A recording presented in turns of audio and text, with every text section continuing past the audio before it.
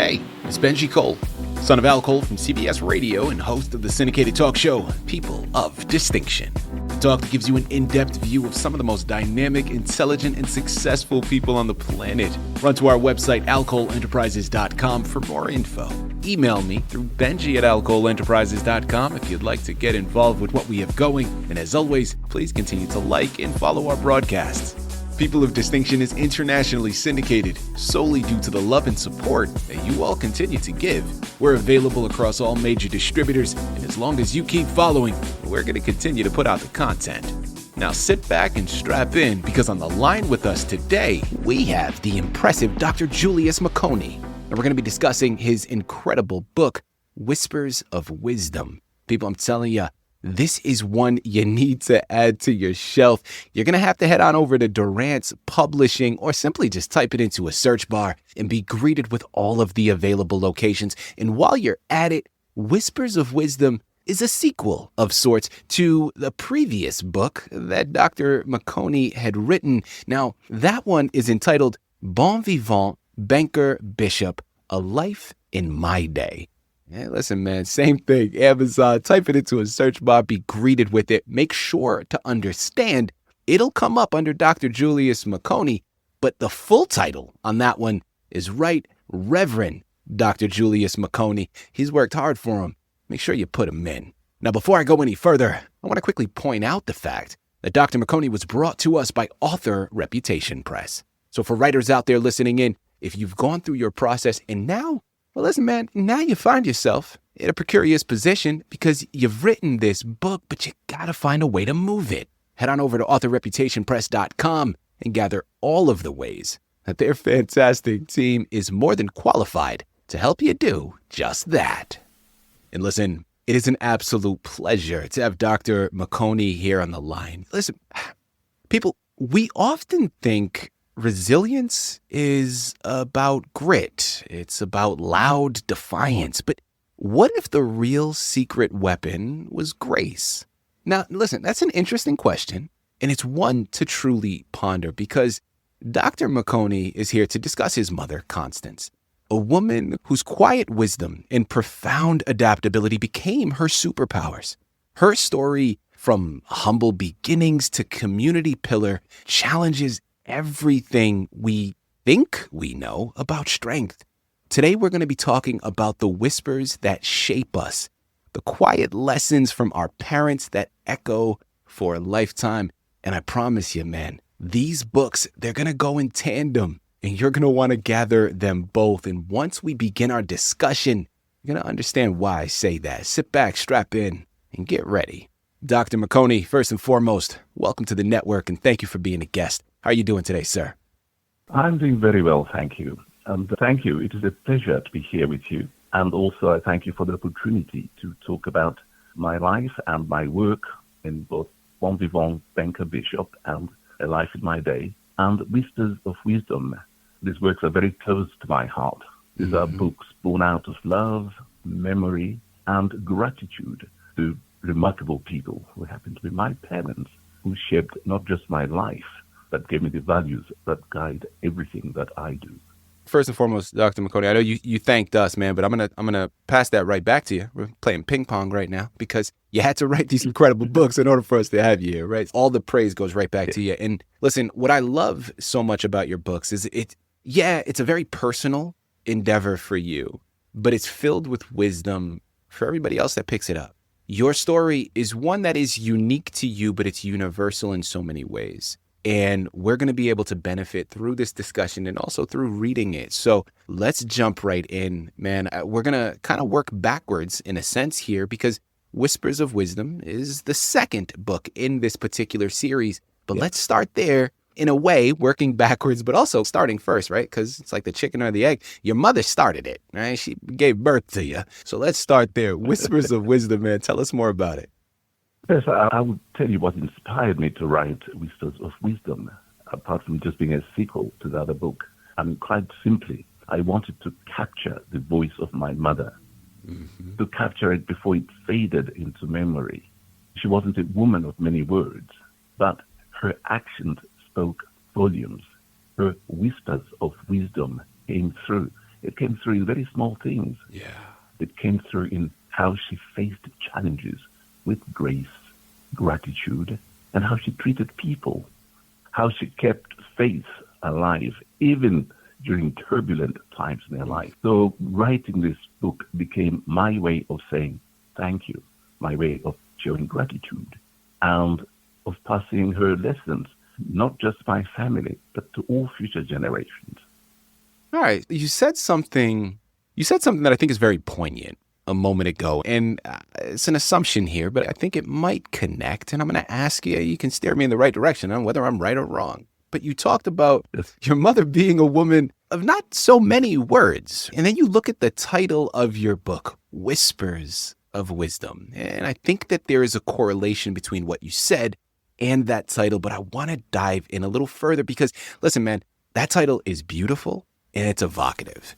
But talk to us now. Was there a specific quiet moment in your mother's life that this title directly references? Yes.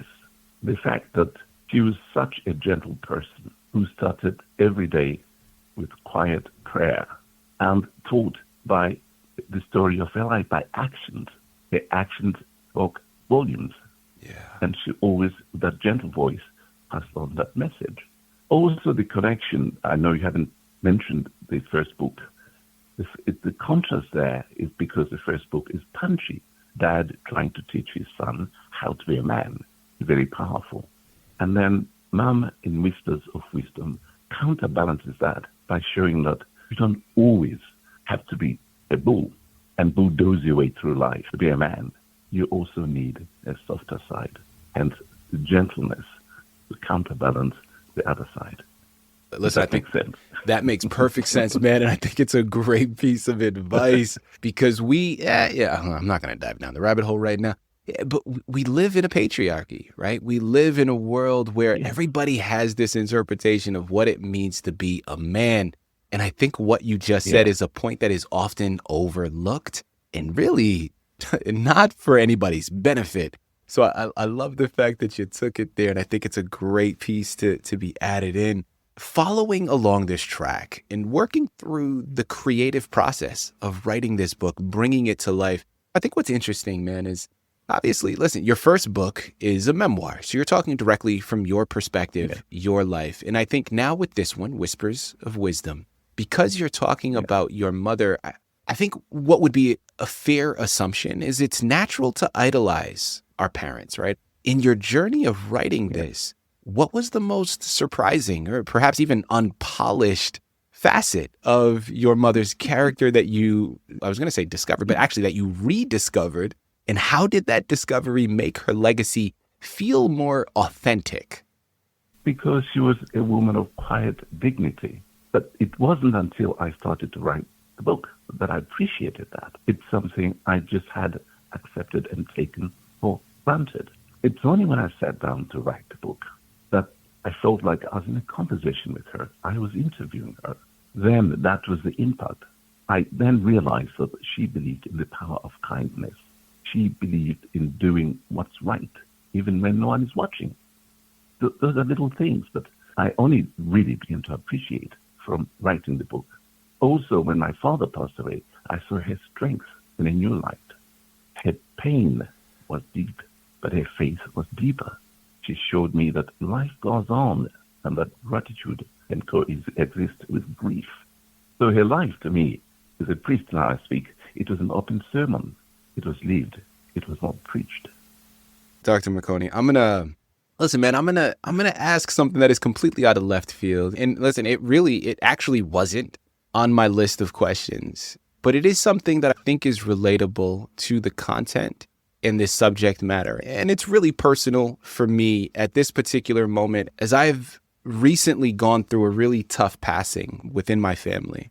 And I think what would naturally happen when things like this go is you start to reflect, man. You start to analyze the relationship and dissect it. And maybe there were certain things that you would have done differently. You would have asked certain questions that you didn't have the opportunity to. And it's interesting because the phrase that keeps coming up, because this is all so fresh and so raw, everybody that I talk to, it's like, I keep saying the phrase of it, the hubris of mankind, in thinking that we always have time. There's always tomorrow. There's always this other opportunity. And unfortunately, that isn't true. So as correct. I sit here and I reflect, man, I'm curious now that you've written this biography, which I'm sure has unearthed certain maybe questions that you wish you had asked your mother prior to her passing. If so, if one comes to mind, what is one question that you would ask your mother today now that you've had the time to complete this deep dive into her life? Yes, you're right. And I do appreciate if you've been through turbulent time or turbulent times, I do quite appreciate, because, as I said earlier, in writing the book felt like I'm in a conversation with her, sometimes joyful, sometimes painful. And there are moments I had to stop and just sit in silence. But through the writing, obviously, I found healing. Yeah. I realized that the people we love never really leave us. Their wisdom continues to whisper through our decisions we make there, the values we have, and the way we treat other people. And I always look back at one particular incident. When I was a little boy, she had to cut my hair, and she gave me a choice. Either I will give you $1 to go to the barbershop. The barbershop was a man under a tree who used to cut hair. He was not a good hairdresser. She was not a good barber at all. And she used a big pair of scissors. She put the bowl on your head and just let me follow the bowl. Exactly. Now I have a phobia of scissors and razor blades because she used to cut into the skin into my hair. Oh, no. But she said, if I cut your hair, you can keep the $1 and you can buy bread. I'll make bread and butter pudding for you. Or you can save it. Or you can go and give it to that man and you will have a haircut. So in the book, there's a scene. I'm sitting in a barber shop and my barber is walking towards me. I notice this pair of scissors and I panic. So she then appears in front of me in a mirror, and I'm not going to tell the whole story because I think readers should find out what happened. And then I interview her, and the interview is recorded in one of the chapters. So that's coming back to your question in a roundabout way. I love that, man. That's beautiful. Listen, I think oftentimes, man, some things that are just completely organic in the moment can lead to some of the best moments. So I had no idea where that question was going to lead to, but I'm so happy that it led there. And I think that's a beautiful moment, man. I'm glad you asked it. Dr. Makoni, as we start to close out, I would be doing our listening audience a severe disservice if I didn't ask you to go into a brief description of your previous book. Obviously, people, the anchor for today was Whispers of Wisdom. We wanted to really stay on topic with that one. But remember, one that you can't pass up is Bon Vivant Banker-Bishop, A Life in My Day. This one is a memoir on his story, on his journey, and is definitely one you want to add to yours. But as we close out, Dr. Makoni, tell us a little bit more about your first book. The book highlights key points in my life. And these points, or these highlights, are triggered by the unfolding of events on the day my father died. I would get up and a thought would come into my head. So I arranged them going back to my childhood through all the experiences that I then experienced in my life growing up, through school, in business, and in the church. And that always goes back to my unique upbringing. And that's what marries that book, Bon Vivant. It's Bon Vivant because I'm a happy person. I enjoy life. I'm trained as a banker. I'm an investment banker. And I'm also a bishop in the Anglican Church or the Episcopal Church. So, Bon Vivant Banker-Bishop, that happy person, as you pointed out at the beginning, it all starts from mother. That's why her story, which reflects the strength and faith of many women of her generation, marries into my father's. That's why you end up with a Bon Vivant Banker-Bishop. Yeah. So the story is about personal and universal, about how love and character shape legacy. Listen, people, you all know what you got to do, man. Like, we're talking about legacy, and one thing that sticks out, like the ultimate takeaway for me, is that legacy, it's an echo. It's the wisdom that keeps speaking long after we're gone. I think there's so much wisdom to be gained here, man. And again, another great idea that sticks out is like Principles like grace and gratitude are active, powerful choices. And those are just some of the few that we've uncovered within this discussion. People, I promise you, when you pick up copies, the books are littered with so much more. So I'm going to say it again. Listen, just type it into a search bar and be greeted, because there's a lot of places that the books are available. It's Whispers of Wisdom. It's Bon Vivant Banker-Bishop, A Life in My Day. Both of them are magical. Both of them are filled with great pieces of advice, of wisdom, of things that you're going to be able to grow and develop through. But it starts with purchasing them and embarking upon that journey.